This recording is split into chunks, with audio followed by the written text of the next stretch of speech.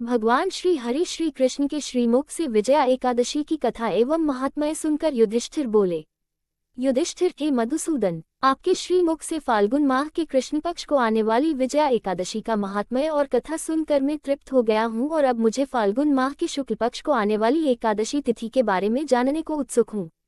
अतः हे कृपा सिंधु, इस एकादशी को किस नाम से जाना जाता है? इस एकादशी व्रत का क्या विधि और विधान है? इस व्रत में हमें किन भगवान की पूजा करनी चाहिए? इस एकादशी व्रत के फल स्वरूप हमें किन पुण्यफल की प्राप्ति होती है, मुझे विस्तार पूर्वक कहे। श्री कृष्ण, हे राजन, फाल्गुन माह के शुक्ल पक्ष को आने वाली एकादशी को आंवले की एकादशी के नाम से जाना जाता है। इस एकादशी व्रत के प्रभाव से समस्त पापों का नाश होता है। इस एकादशी करने पर प्राप्त होने वाला पुण्यफल 1000 गोदान से मिलते पुण्यफल के समान है। हे राजन, अब मैं आपको आमल की एकादशी की व्रत कथा सुनने जा रहा हूँ, जो ऋषि वशिष्ठ ने राजा माधाता को सुनाई थी। अतः इस कथा को ध्यानपूर्वक सुनना। आमल की एकादशी व्रत कथा। एक समय की बात है जब राजा माधाता ऋषि वशिष्ठ के आश्रम पहुंचे और उनसे निवेदन करने लगे, राजा माधाता, हे मुनिव, आप सर्व वेदों के ज्ञाता है। आप मुझ पर कृपा करें और मुझे कोई ऐसी कथा सुनाएं कि जिससे मेरा कल्याण हो। महर्षि वशिष्ठ, हे राजन, तुमने बड़ा ही उत्तम विचार प्रकट किया है। सर्व कल्याण हेतु आज मैं तुम्हें एक ऐसी कथा अवश्य सुनाऊंगा। सभी व्रतों में सबसे उत्तम और मनुष्य के अंत समय में उसे मोक्ष प्रदान करने वाली आमल की एकादशी की कथा आज मैं तुम्हें सुनाऊंगा, अतः इस बड़े ही श्रद्धापूर्वक सुनना। एक समय की बात है, वैदिश नामक एक नगर हुआ करता था जहाँ ब्राह्मण, क्षत्रिय, वैश्य और शूद्र सभी वर्ण के लोग बड़े ही आनंद से अपना जीवन निर्वाह किया करते थे। वहाँ सदैव वेद ध्वनि गूंजा करती थी और इस नगर में पापी, दुराचारी और नास्तिक कोई भी न था।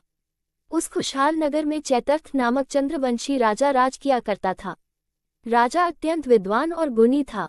नगर में कोई भी व्यक्ति दरिद्र और कंजूस न था। सभी नगरजन परम विष्णु भक्त और बाल वृद्ध, स्त्री पुरुष सभी एकादशी का व्रत किया करते थे। एक दिन फाल्गुन माह के शुक्ल पक्ष की आमलिका एकादशी का पर्व आया। उस दिन सभी प्रजाजनों ने हर्षपूर्वक इस व्रत का अनुष्ठान किया। राजा अपने प्रजाजनों संग नगर के एक मंदिर में जाकर पूर्ण कुंभ की स्थापना करते हुए प्रभु को धूप, दीप, नैवेद्य, पंचरत्न आदि से धात्री का पूजन करने लगे और इस प्रकार स्तुति करने लगे, हे पूज्य धात्री, आप परम ब्रह्मास्वरूप हो, स्वयं ब्रह्मा जी द्वारा उत्पन्न हुए और सर्व पापों का नाश करने वाले हो। आपको मैं कोटि कोटि वंदन करता हूँ। अब आप मेरा अर्घ्य स्वीकार करें। आप स्वयं श्री रामचंद्र जी द्वारा पूजनीय हो। मैं आपकी स्तुति करता हूँ, अतः आप मेरे सभी अवगुणों का नाश करो। भगवान धात्री की स्तुति के साथ ही सभी ने उस रात्रि जागरण भी किया। रात्रि के समय वहाँ एक बहेलिया आया। वह अत्यंत पापी और अधर्मी था। वह अपने परिवार का भरण पोषण जीव हत्या करके किया करता था। उस समय भूख प्यास से अति व्याकुल वह बहेलिया मंदिर में हो रहे जागरण को देखने मंदिर के कोने में जाकर बैठ गया और भगवान श्री हरि की एकादशी कथा का महात्म्य सुनने लगा। इस तरह वहाँ उपस्थित अन्य नगर जनों की भांति उसने भी पूरी रात्रि जागरण करते हुए बिता दी। प्रातःकाल होने पर सभी नगर जन अपने घर को चले गए और वह बहेलिया भी अपने घर को चला गया। घर जाकर उस बहेलिये ने भोजन किया और कुछ समय पश्चात उस बहेलिये की मृत्यु हो गई। किंतु आमलिका एकादशी व्रत के कारण उसने अगले जन्म में राजा विदुर्त के घर जन्म लिया और वह वसूरत के नाम से जाना गया। आगे जाके युवा होने पर वह चतुरंगिनी सेना और धन धान्य से परिपूर्ण होकर 10,000 ग्रामों का पालन करने लगा। उसकी प्रतिभा तेज में सूर्य के समान, कांटी में चंद्रमा के समान, वीरता में स्वयं भगवान विष्णु के समान और क्षमा में माता पृथ्वी के समान थी। वह अपने युग में महान धर्मनिष्ठ, सत्यवादी, कर्मवीर और परम विष्णु भक्त था। वह अपनी प्रजा का समान भाव से पालन करता था। वह परम दानवीर था और दान देना उसका नित्य कर्म भी था। एक दिन राजा आखेट करने हेतु जंगल में गया। दैवयोग के कारण वह मार्ग भूल गया और दिशा की अज्ञानता के कारण वह एक वृक्ष के तले जाकर सो गया। कुछ ही देर बाद पहाड़ी मलेच्छ वहाँ आ गए। राजा को अकेला देख मारो मारो शब्दों के नारों लगाते हुए राजा की ओर दौड़े। मलेच्छ कहने लगे, इस दुष्ट राजा ने हमारे सभी संबंधी, माता, पिता, पुत्र, पौत्र की निरपराध हत्या की है और हमें अपने नगर से बाहर निकल दिया है, अतः ऐसे दुष्ट राजा को मारना अवश्य चाहिए। अपना क्रोध राजा के ऊपर निकालते हुए वे निशस्त्र राजा की ओर दौड़े और अपने अस्त्र शस्त्र का प्रहार राजा के ऊपर करने लगे। जितने भी अस्त्र शस्त्र राजा के ऊपर फेंके जाते वह स्वतः ही नष्ट हो जाते और राजा को उन अस्त्रों का वार एक पुष्प के समान प्रतीत हो रहा था।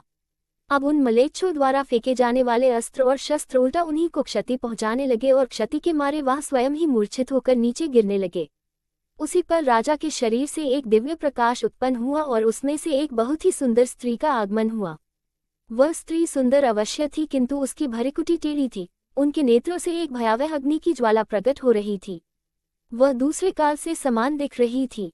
राजा पर प्रहार हो रहा देख वह उन मलेच्छों का संहार करने उनके पीछे दौड़ी और कुछ ही समय में उसने सभी मलेच्छों का संहार कर दिया।